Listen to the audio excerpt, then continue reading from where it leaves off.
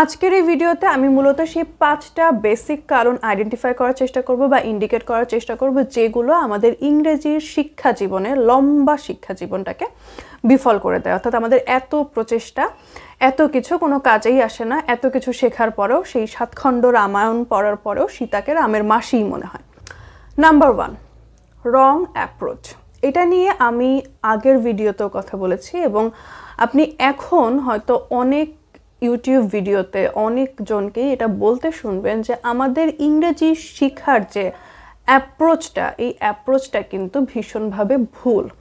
অর্থাৎ কোনো একটা ভাষা শিক্ষার যে মেইন অ্যাপ্রোচটা হওয়া উচিত, আমরা স্কুল কলেজে ইংরেজি শিখতে গিয়ে সেই অ্যাপ্রোচটাকে বা সেই মেথডটাকে ঠিক উল্টে একটা খিচুড়ি পাকিয়ে ফেলি এবং যার কারণে এই যে সারা বছর ধরে এত কিছু পড়াশোনার পরও এত প্রচেষ্টার পরও আমাদের ইংরেজি শিক্ষাটা হয় না। তো একটা ভাষা শিক্ষার আসলে অ্যাপ্রোচটা কী হওয়া উচিত, মেথডটা কী হওয়া উচিত, এটা জানার জন্য প্রথমে আপনাকে খেয়াল করতে হবে যে একটা মানুষ ভাষা কিভাবে শেখে। আরও স্পেসিফিকভাবে বলতে গেলে বলতে হয় যে একটু খেয়াল করে দেখুন যে একটা বাচ্চা আসলে কিভাবে কথা বলতে শেখে, কিভাবে ভাষা শেখে। একটা বাচ্চা যখন দুনিয়াতে প্রথম আসে সে তো বাংলাও জানে না, সে তো ইংরেজিও জানে না, সে কিছুই জানে না। তারপরও সে ধীরে ধীরে কথা বলতে শেখে। কিভাবে শেখে? সে প্রথমে কিন্তু অনেক শোনে। আপনি খেয়াল করে দেখবেন যে একটা বাচ্চা হয়তো প্রথম 8 মাস, 9 মাস, 1 বছর, 1.5 বছর, ইভেন 2-3 বছরে গিয়ে একটা বাচ্চা ভালোভাবে যখন কথা বলতে শেখে, অনেক সেন্টেন্স মেক করতে পারে, তার আগে পর্যন্ত সে কিন্তু চুপচাপ থাকে এবং সে কিন্তু আসলে তখন শুনতে থাকে, শুধু শুনতে থাকে। তার আশেপাশে মানুষজন, তার বাবা মা কি বলছে, কোন জিনিসটাকে কিভাবে অ্যাড্রেস করছে, এইভাবে কিন্তু সে আসলে শুনতে থাকে। শুনতে শুনতে শুনতে শুনতে এক সময় সে তার বেসিক যে নিড সেটা এক্সপ্রেস করার চেষ্টা করে। তার ক্ষুধা লাগলে সে তখন বলার চেষ্টা করে। আমরা মনে করি যে ভাষা শিখতে গেলে আমাদের প্রথমে গ্রামারের রুল শিখতে হবে, তারপর আমরা মনে করি যে ভাষা শিখতে গেলে আমাদেরকে অনেক বেশি ভোকাবুলারি শিখতে হবে, অনেক বেশি শব্দ আমাকে জানতে হবে। অবশ্যই ভাষা শেখার ক্ষেত্রে ভোকাবুলারি অনেক বেশি ইম্পর্ট্যান্ট। একটা ছোট বাচ্চাও যখন ভাষা শেখে তখন সে কিন্তু ভোকাবুলারিটা গেইন করে। কিন্তু ভোকাবুলারি শেখার মানে এই না যে আপনি শব্দ মুখস্থ করবেন, শব্দের অর্থ মুখস্থ করবেন। ভোকাবুলারি শেখার মানে হচ্ছে যে ওই ভাষার শব্দগুলো কোথায় কিভাবে ইউজ হচ্ছে সেইটা জানা। সেটা যদি আপনি না জানেন তাহলে আপনি 3000, 5000, 10,000 শব্দও যদি মুখস্থ করেন কোনো লাভ নেই। কোথায় কিভাবে ব্যবহার হচ্ছে সেটা জানার দরকার। আর সেটা জানার জন্য অবশ্যই গ্রামারের রুলটা ইম্পর্টেন্ট না, সেটা জানার জন্য আপনাকে শুনতে হবে যে নেটিভ স্পিকাররা কিভাবে কথা বলে, কোথায় কিভাবে ব্যবহার করে। তো ভাষা শেখার এই যে রং অ্যাপ্রোচ, শুরুতেই আমাদেরকে যেটা বোঝানো হয়, ওরে বাবা ইংরেজি একটা সাবজেক্ট, ইংরেজিতে অনেক ভালো করতে হবে, A+ পেতে হবে, ইংরেজিতে ভালো করলে সে খুব ভালো স্টুডেন্ট, সে বিরাট কিছু, ইংরেজির জাহাজ, অমুক তমুক। এটা করে ইংরেজির একটা ভীতি ধরানো হয় আমাদের মধ্যে। আমরা মনে করি যে ইংরেজি জানতে গেলে আমাদের নিশ্চয়ই ব্রেইন ক্যাপাসিটি অনেক বেশি হতে হবে, আমাদেরকে আইনস্টাইন, নিউটন লেভেলের কেউ একটা হতে হবে, আমাদেরকে ক্লাস টপার হতে হবে, না হলে আমরা ইংরেজিতে ভালো করতে পারবো না। Not at all. হয়তো আপনার সাবজেক্টের ক্ষেত্রে আপনি A+ নিয়ে আসলেন, কিন্তু আলটিমেটলি আপনি ভাষাটা কিন্তু শিখলেন না। ভাষাটা শিখতে গেলে আপনাকে ভাষা শেখার অ্যাপ্রোচের মধ্য দিয়ে যেতে হবে। আপনাকে প্রথমে এটা অ্যাডমিট করতে হবে যে ইংরেজি হচ্ছে একটা ভাষা, ইংরেজি অঙ্ক না, ইংরেজি কোনো সাবজেক্ট না, it's a language. I want to learn the language, I want to communicate using the language. Okay, that's it, আর কিছু না। আপনাকে কথা বলতে পারতে হবে, আপনার কথা অন্যকে বুঝতে হবে। ভাষা হচ্ছে যোগাযোগের একটা মাধ্যম। আপনার সমস্যা আপনি কাউকে বলে বোঝাবেন, সে আপনার সমস্যাটা বুঝবে, বা সে যদি কোনো একটা সমস্যার কথা বলে বা ভালো কথা বলে আপনি সেটা শুনে বুঝবেন। এইটাই হচ্ছে ভাষা, সেটা ইংরেজিই হোক, অন্য যে কোনো ভাষাই হোক। That's important. Number 2, difficult surroundings বা আনফ্রেন্ডলি সারাউন্ডিংস। আপনি যদি যে কোনো একটা সিচুয়েশনে যে কোনোভাবে গিয়ে আপনি যদি ইংলিশদের মধ্যে গিয়ে পড়েন যে আপনার চারপাশে শুধু ইংলিশই আছে, কোনো বাঙালি নেই, এবং আপনাকে কোনো একটা প্রবলেম তখন বলতে হবে তাদেরকে, তখন আপনি যদি বাংলায় বলেন তারা তো বুঝবে না। তো আপনার যে অল্প স্বল্প ইংরেজির জ্ঞান আছে সেটা দিয়েই কিন্তু তখন আপনাকে বুঝাতে হবে। এবং এইভাবে করতে করতে ওরা কিভাবে কথা বলে এটা শুনতে শুনতে এবং আপনার সমস্যা বুঝাতে বুঝাতে আপনি অটোমেটিক্যালি ইংরেজি শিখে যাবেন। আপনার চারপাশে যদি অনেক ইংলিশ থাকতো আপনি অটোমেটিক্যালি ইংরেজি শিখে যেতেন। আপনার এত ঝামেলা করতে হতো না, এত গ্রামার রুল পড়তে হতো না, এত ভোকাবুলারি মুখস্থ করতে হতো না, কিছুই হতো না। সমস্যা হচ্ছে আপনার সারাউন্ডিংসে আসলে ইংলিশ নাই, আপনার সারাউন্ডিংসে সব বাঙালি এবং তারা বাংলা বোঝে, আপনিও সমস্যাগুলো বাংলায় বললেই ঝামেলা মিটে যায়। যার কারণে যেটা হয় সেটা হচ্ছে আপনি যখনই কোনো একটা ঝামেলার মধ্যে পড়েন আপনাকে তো ইংরেজি বলতে হচ্ছে না, আপনি বাংলায় বলে দিচ্ছেন। সো আপনার আসলে ইংরেজিটা শেখার কোনো প্রয়োজনীয়তাই নেই। এই ডিফিকাল্ট সারাউন্ডিংসের কারণে এত বছর ধরে চেষ্টা করে আপনার আসলে ইংরেজিটা হচ্ছে না। এখন সারাউন্ডিংস তো আপনি বদলাতে পারবেন না, তাহলে আপনাকে কি করতে হবে সেটা হচ্ছে আপনাকে নিজে নিজে ইংরেজিতে কথা বলা প্র্যাকটিস করতে হবে। যে কোনো সেকেন্ড ল্যাঙ্গুয়েজ শেখার ক্ষেত্রে আসলে এই সমস্যাটা হয় যে আপনার সারাউন্ডিংসে আপনার সব ফার্স্ট ল্যাঙ্গুয়েজের মানুষজনই থাকবে, সেকেন্ড ল্যাঙ্গুয়েজ যেটা আপনি শেখার চেষ্টা করছেন সেই ল্যাঙ্গুয়েজের মানুষজন থাকবে না। তো আপনাকে আসলে এই ডিফিকাল্টিসের মধ্যে পড়তে হবে এবং এটা আপনাকে মেনে নিতে হবে। এবং এটা থেকে বের হওয়ার বা এই সমস্যাটার সমাধানের উপায়টা হচ্ছে আপনাকে সলো টক করতে হবে, আপনাকে নিজের সঙ্গে নিজেই কথা বলতে হবে, ঠিক আছে? আপনার মাকে পানি আনতে না বলে আপনি নিজেই নিজেকে বলবেন যে সাপোজ আপনার নাম করিম, সো আপনি নিজেই নিজেকে বলবেন যে Karim please give me a glass of water, and then আপনি নিজেই নিজেকে রিপ্লাই করবেন ওকে শিওর, ঠিক আছে? এইভাবে জাস্ট আপনাকে সলো টক করতে হবে। আর একটা কাজ আপনি করতে পারেন সেটা হচ্ছে রিপিটেশন। আপনি যখন ইউটিউবে ভিডিও দেখেন, আপনি যখন কোনো একটা মুভি দেখছেন, আপনি যখন কোনো একটা মোনোলগ শুনছেন তখন সেটাকে আপনি রিপিট করবেন। তো এইরকম আরও অনেকগুলো কাজ করতে পারেন। যেমন আপনি যখন ইংরেজি কোনো বই পড়ছেন তখন সেটা শব্দ করে পড়তে পারেন, আপনি আয়নার সামনে দাঁড়িয়ে নিজে নিজে কথা বলতে পারেন, আপনি আপনার নিজের বলা কথা রেকর্ড করতে পারেন এবং রেকর্ড করে সেগুলো আবার শুনতে পারেন এবং কোথায় কোথায় ভুল হচ্ছে সেটা সেখান থেকে খেয়াল করে সেটা কারেক্ট করে আবার বলতে পারেন।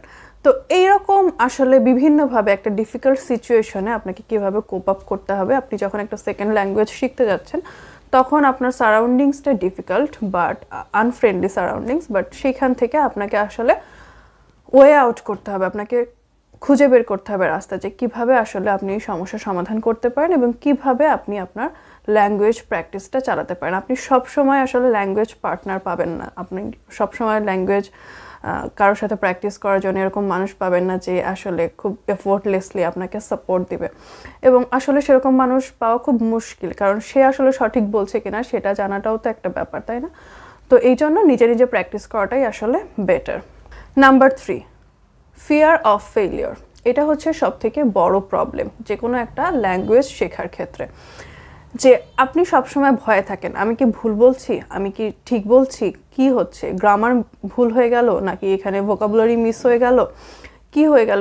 এই ঝামেলার কারণে আপনার আর ইংরেজি বলাই হয়ে ওঠে না। কিন্তু আপনি যদি আসলে এরকম একটা সিচুয়েশনে পড়তেন যেখানে আসলে আপনাকে কথা বলতেই হবে, না বললে সম্ভব না, তাহলে কিন্তু আপনি এত কিছু ভুলের চিন্তা করতে পারতেন না। আবারও ওই বাচ্চার উদাহরণটা আসবে, যখন একটা বাচ্চা প্রথম ভাষা শেখে, যখন শুনতে শুনতে সে যখন প্রথম বলতে শুরু করে, যখন সে আধো আধো কথা বলে, একটা দুইটা শব্দ বলে বা যখন কথা বলে ভুলভাল বলে, তখন আমরা খুব আনন্দ পাই, খুব মজা পাই এবং তাকে নিয়ে মকারি করি, কিন্তু সেটা নিয়ে কিন্তু সে খুব বেশি বদার করে না। অবশ্যই বাচ্চাদেরকে মক করা আর বড়দেরকে মক করার মধ্যে ডিফারেন্স আছে। আমরা বাচ্চাদেরকে খুব অ্যাডোরেবল ওয়েতে মক করি, কিন্তু বড়দেরকে আমরা আসলে খুব হার্শ ওয়েতে, খুব সিভিয়ার ক্রিটিসিজম করি আসলে বড়দের। বাট তারপরও বাচ্চারা যখন ভুলভাল বলে আমরা কিন্তু তখনও হাসি, কিন্তু বাচ্চারা কিন্তু এটা নিয়ে বদার করে না, তারাও হাসে আমাদের সঙ্গে এবং তারা আবার ট্রাই করে এবং এক সময় গিয়ে তারা আসলে শিখে যায়। তো আপনিও যখন একটা নতুন ভাষা শিখবেন ওই বাচ্চার মতোই আপনি আসলে অনেক অনেক ভুল করবেন এবং আপনার আশেপাশের মানুষজন আপনাকে নিয়ে হাসতে পারে, অবশ্যই হাসবে তারা, কারণ মানুষের হাসি আপনি বন্ধ করতে পারবেন না। তো আপনাকে যেটা করতে হবে সেটা হচ্ছে তারাও হাসবে, আপনিও হাসবেন এবং আবারও আপনি চেষ্টা করবেন। আপনি যখন ভাইবা দিতে চান তখন আপনার টিচাররাও তো আপনাকে নিয়ে হাসাহাসি করে, তাই বলে কি আপনি লেখাপড়া ছেড়ে দেন? নিশ্চয়ই দেন না। পরের বছর আপনি যে আবারও ভাইভাই উল্টাপাল্টা বলেন এবং এইভাবে আপনার ডিগ্রিটা কমপ্লিট হয়ে যায় একসময়। এরকমভাবে আসলে ভুলভাল ইংরেজি বলতে বলতে একসময় আপনার ইংরেজিটা ঠিক হয়ে যাবে এবং সেই চেষ্টাটা আপনাকে করতে হবে।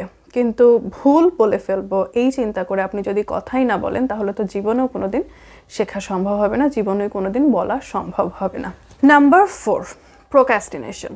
ফিয়ার অফ ফেইলিওর থেকেই আসলে প্রোক্রাস্টিনেশনটা আসে। যখন আপনি অনেক বেশি ভয় পান এবং ভয়ের জন্য আসলে যখন স্টেপই নেন না, যখন অ্যাপ্রোচই করেন না, যখন ফেসই করেন না সিচুয়েশন, তখন আসলে ধীরে ধীরে ওইটা আপনার প্রোক্রাস্টিনেশনে পরিণত হয়ে যায়। তখন আপনার মনে হয় হ্যাঁ ঠিক আছে বলবো, হ্যাঁ ঠিক আছে শিখবো, এখন না পরে, এই মাসে না সামনের মাস থেকে, এই সপ্তাহে না পরের সপ্তাহে, এই বছর না পরের বছর, এইভাবে করতে করতে আসলে সময় চলে যায় এবং আপনার ইংরেজি শেখাটা বা ইংরেজি বলাটা আর হয় না। তো আপনাকে যেটা করতে হবে সেটা হচ্ছে অবশ্যই প্রোক্রাস্টিনেশন সম্পর্কে আমরা সবাই জানি যে কোনো একটা কাজ, যেই কাজটাই যেটা আমাদের কমফোর্ট জোনের বাইরে, সেটা আমরা আসলে করতে চাই না, সেটা করতে আমাদের ইচ্ছা করে না এবং আমরা কোনো না কোনো একটা অজুহাত দিয়ে সেই জিনিসটা থেকে দূরে থাকি যে হ্যাঁ আমার ইংরেজির বেসিক ভালো না, না আমি গ্রামের স্কুলে গিয়েছিলাম, আমি তো কোনো ভালো প্রাইভেট স্কুলে যাইনি, শহরের স্কুলে যাইনি, যার জন্য আমি ইংরেজি পারি না। এরকম অনেক রকম অজুহাত আমরা নিজেরাই নিজেদের সামনে ক্রিয়েট করি এবং তারপরে আমরা ওই জিনিসটা থেকে দূরে থাকি যে না আমার ইংরেজির বেসিক ভালো না, ঠিক আছে আমি ইংরেজি বলবো না, ইংরেজি বাদ। এবং আমরা চেষ্টা করি যে ইংরেজিটা কীভাবে অ্যাভয়েড করা যায়, ইংরেজি না শিখে কীভাবে। অনেকেই আমাকে ইভেন আমার ভিডিওতেও কমেন্ট করেন যে আইএলস না দিয়েই কীভাবে বিদেশ যাওয়া যায়। এবং অনেক ইউটিউব ভিডিও আমি দেখেছি যে অনেক ইউটিউব ভিডিওর থাম্বনেইল থাকে যে অমুক অমুক দেশে যাওয়া যাচ্ছে যেখানে আইএলস লাগবে না, এরকম অনেক ঝামেলা আছে। কিন্তু আপনার যদি আইএলস নাও লাগে, আপনাকে ওই দেশে গিয়ে ওই দেশের একটা ভাষা তো নিশ্চয়ই শেখা লাগবে, তাই না? আপনি যেখানে থাকবেন সেখানকার ভাষাটা আপনাকে শিখতে হবে। আইএলস দেওয়ার সুবিধা আছে, ইংরেজি হচ্ছে ইন্টারন্যাশনাল ল্যাঙ্গুয়েজ। তো আপনি যদি ইন্টারন্যাশনাল ল্যাঙ্গুয়েজটা শিখেন, আপনি সব জায়গায় গিয়েই আসলে সুবিধা পাবেন।